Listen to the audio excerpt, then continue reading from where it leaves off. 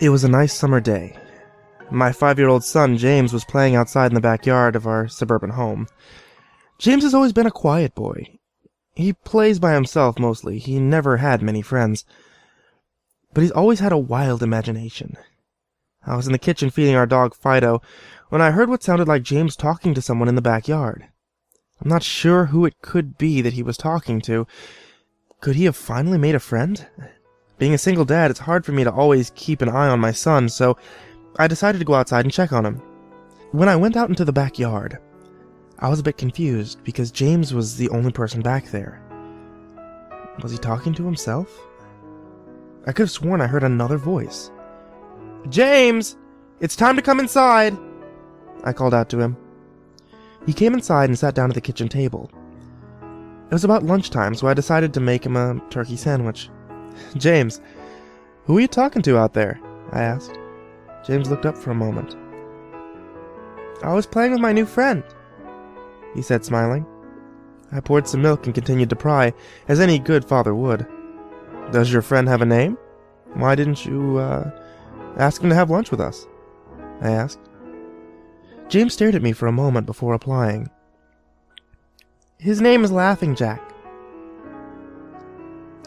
I was a bit taken aback by what he said. "Oh? That's a strange name. What does your friend look like?"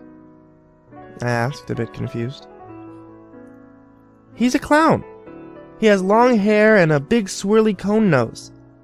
He's got long arms and baggy pants with striped socks. He always smiles." I realized my son was talking about an imaginary friend. I suppose it was normal for kids his age to have imaginary friends, especially when he has no real kids to play with. Probably just a phase. The rest of the day went as usual, and it was starting to get late, so I put James to bed, tucked him in, gave him a kiss, and made sure to turn on his nightlight before I closed the door. I was pretty tired myself, so I decided to go to bed not long after. I had an awful nightmare. It was dark. I was in some kind of a run-down amusement park. I was scared, running through an endless field of empty tents, broken-down rides, and abandoned game huts. The whole place had a horrible look to it. Everything was black and white. The prized stuffed animals all hung from nooses in the game huts, all with sick grins stitched into their faces. It felt like the whole park was looking at me, even though there wasn't any living thing in sight. And then suddenly I began to hear music play. The sounds of Pop Goes the Weasel being played on a squeak box echoed through the park. It was hypnotizing. I followed its tune to the circus tent almost in a trance, unable to stop my legs from moving forward. It was pitch black. The only light came from a single spotlight shining on the center of the big top. As I walked towards the light, the music slowed down. I found myself singing along, unable to stop. All around the mulberry bush, the monkey chased the weasel. The monkey thought 'twas all in fun. And the music stopped right before its climax. And suddenly, the light shot on. The intensity of the light was practically blinding. All I could see was a small dark silhouette shuffle towards me. Then another one appeared. And another? And another. There was a dozen of them, all coming towards me. I couldn't move. My legs were frozen, and all I could do was watch as the haunting figures drew near me. As they got closer, I could see they were children. As I looked at each one, I noticed that they were all horribly disfigured and mutilated. Some had cuts all over their bodies, others were severely burned, and others were missing limbs, even eyes. The children enveloped me, clawing at my flesh, dragging me to the ground, and tearing inside me.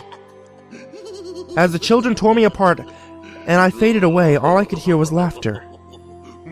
Horrible, evil, awful laughter. I woke up the next morning in a cold sweat. After taking a few deep breaths, I looked over and saw that a few of James's action figures were positioned facing me on the top of my nightstand. I sighed. James had probably woken up early and put these here. I gathered up the toys, made my way over to James's room. However, when I opened the door, James was sound asleep. I just shrugged and placed the toys back in his toy box, headed out to the living room. A little while later, James woke up and I made him breakfast. He was quiet, seemed a bit groggy, perhaps he didn't sleep very well. I decided to ask him about the toys. And James, honey, did you put the toys in Dad's room this morning? His eyes shot up at me for a moment, and then quickly glanced down at his cereal. Laughing Jack did it. I rolled my eyes and responded, "Well, you tell Laughing Jack to keep the toys in your room."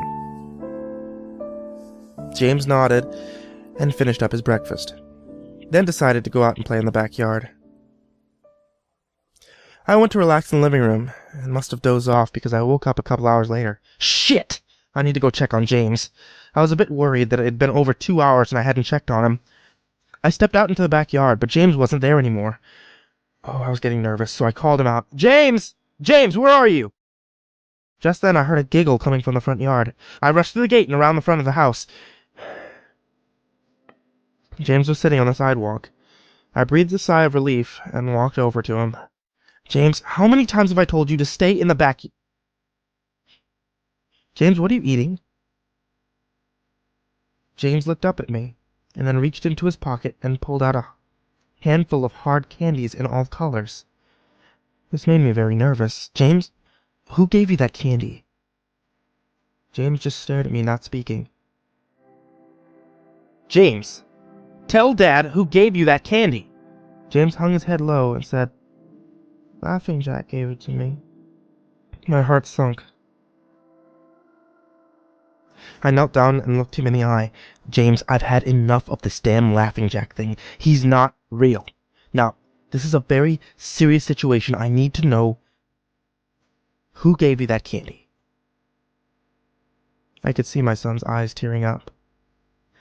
But Dad, Laughing Jack did give me the candy. I closed my eyes and took a deep breath.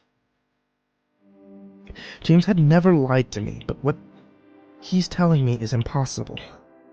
I made him spit out the candy and throw the rest away. James appeared to be fine. Maybe I'm just overreacting. After all, he could have gotten it from Tom and Linda from next door, or Mr. Walker down the street. Either way, I'm going to have to keep a closer eye on James. That night, I put James to bed as usual and decided to go to bed early myself. Suddenly, I was awoken by a loud bang coming from the kitchen. I sprung out of bed and hurried down the stairs. When I got to the kitchen, I was horrified. Everything on the counters had been thrown to the floor. Our dog Fido hung dead from the light fixture.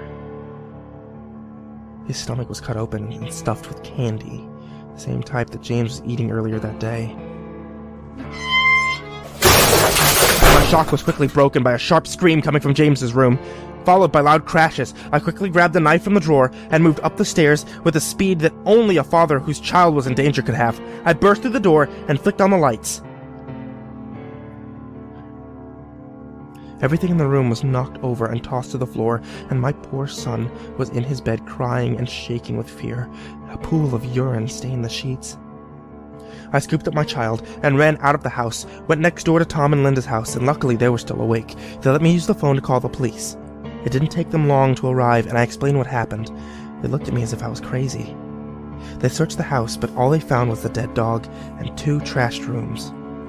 The officer told me that someone had probably gotten into the house and done this right before making a quick escape, when they heard me coming up the stairs. I knew it wasn't true. All the doors were locked. None of the windows were open. Whatever was in my house didn't come from outside. The next day, James stayed inside. I didn't want him to leave my sight. I went to the garage, found my old baby monitor, and set it up in his room. If anything comes into his room tonight, I was going to be able to hear it. I went to the kitchen, grabbed the largest knife from the drawer, put it on my nightstand. Imaginary friend or not, I'm not letting anything hurt my little boy. And soon enough, night came. I put James to bed. He was afraid, but I promised him that I wouldn't let anything hurt him. I tucked him in, gave him a kiss, turned on the nightlight, and before closing the door, I whispered to him, "Good night, James. I love you." I tried to stay up as long as I could, but after a few hours I felt myself drifting off. My baby would be safe for the night, and I needed to sleep. And just as I laid my head down on the pillow, I heard a soft noise come from the baby monitor that I had put on my nightstand. At first it sounded like interference, like the kind a radio would make. Then it turned into a soft moan. Was James asleep? Then I heard it. The laugh from my nightmare, that horrible laugh. I sprung up from the bed and grabbed the knife from under my pillow. I rushed over to James's room and creaked the door open. I tried the light switch, but it wouldn't come on. I took a step in, and I could feel the warm, thick liquid on my feet. And suddenly, James's nightlight came on, and I could see...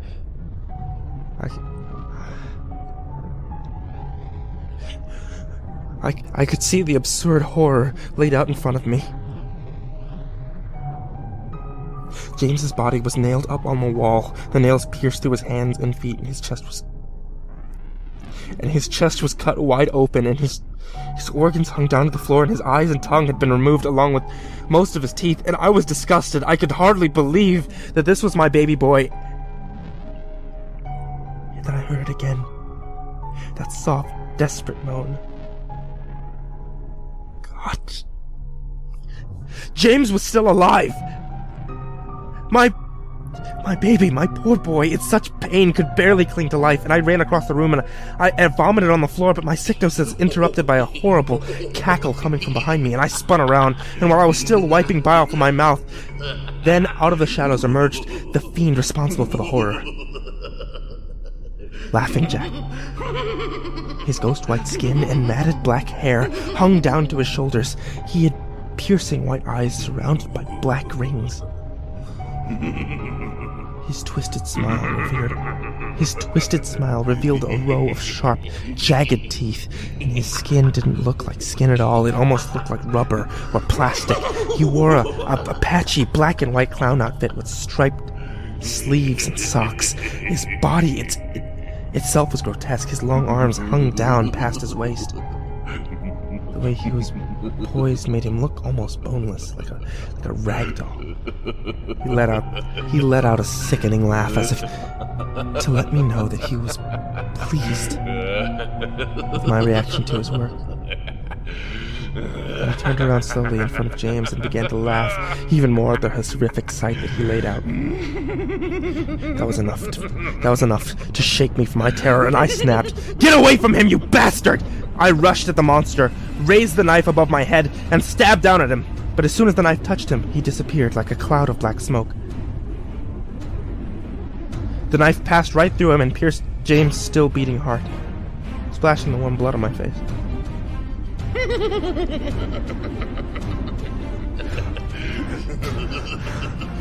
No. What have I done? My baby. I've killed my baby. I immediately fell to my knees. I couldn't hear. I could hear sirens in the distance growing louder, and my boy, my sweet baby boy. I promised that Daddy would protect you, but I failed. I'm sorry, James. I'm so sorry. Police soon arrived and found me in front of my son, still wielding the knife covered in my baby's blood, and the trial was short. Insanity. I was placed in...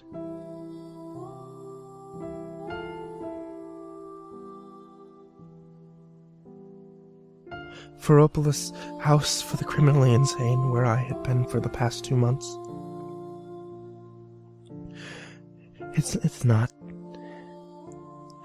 It's not bad here. The only reason I'm awake now is because someone